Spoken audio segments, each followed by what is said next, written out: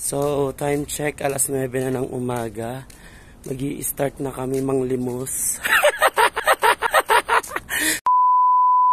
So, yun na nga mga kakulot, garagumo, ged. While we are walking, ino-orient ko na at tinuturuan si kapatid na Indonesia kung ano ang mga dapat niyang gawin sa panglilimos. Kaya kung mapapansin niyo, tinuturuan ko na siyang umakting. Ito po ay social experiment na ginawa naming dalawa. So, nagsimula na kaming mag-video. Sinubukan namin kung talagang may magbibigay ba talaga sa amin. Kung mapapansin nyo, iba-ibang pwesto, iba-ibang lugar yung ginawa namin ng video. So, mukhang na-perfect na namin, kaya nagsimula na kami. Lights, camera, action. Unang customer. So, yun nga, deadma ako. Nagsalita pa yung isang Indiano, sabi niya, Shada. Lumipat kami sa ibang lugar, dun sa medyo mataong lugar. Sinubukan ko pa rin yung karisma ko sa panglilimos.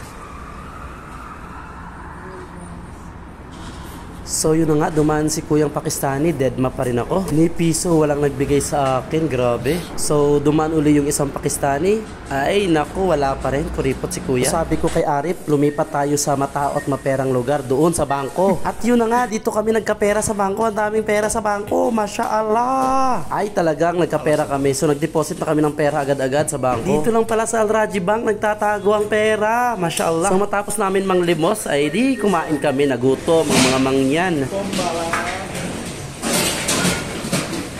So yun na nga, matapos ko manglimos ay kakain kami kasi marami ang kinita namin sa panglilimos. Ano, ibang init pa, oh. Sarap. So naisip ko nga, baka gawin ko na lang, araw-arawin ko na lang manglimos para marami akong pera. Kaso hindi pwede, bawal talaga sa Saudi ang panglilimos. Bawal sa mga Muslim ang nanghihingi ng pera. Ay, perte ka namit, gragumo, ged! So, nag-start ng kumain ng kasama nating Indonesia. Nga, may pa-side dish pang nalalaman ang restaurant na rin.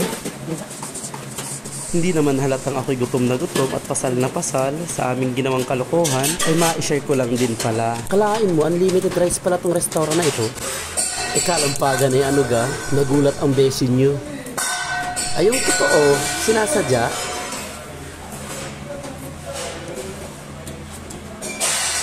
Mababa, pangatlo na yan, baka ma-hit and run ko kayo. Hit and run pala. Kapag nakapunta kayo sa Saudi Arabia, sikat ang pagkain ito. O kahit hindi sa Saudi Arabia, sa Middle East, Qatar, basta mga Arab countries. Ang tawag sa pagkain ito ay biryani beef. Bale, hindi ko pa nakukuha ang teknik paano lutuin to. Sa sobrang gutom ko, hindi ko naramdaman yung anghang at ang init ng kanin. Ang naramdaman ko lang ay yung sarap at ang lambot ng baka. Basta, wala akong masabi kung di masarap siya. Kasi nga, gutom na gutom tayo, di ba?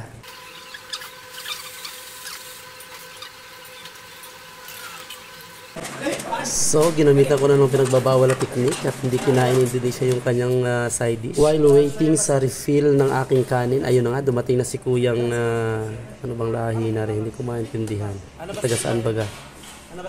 Bastusan, sabihan ba naman akong mataba, kain ng kain? Pakialam. Masarap kaya kumain. Siya, hanggang sa susunod ulit ha. Samahan niyo ako sa journey ng panglilimos ko para kayo magkapera din. Paalam! Tayo ay may pinagsamahan.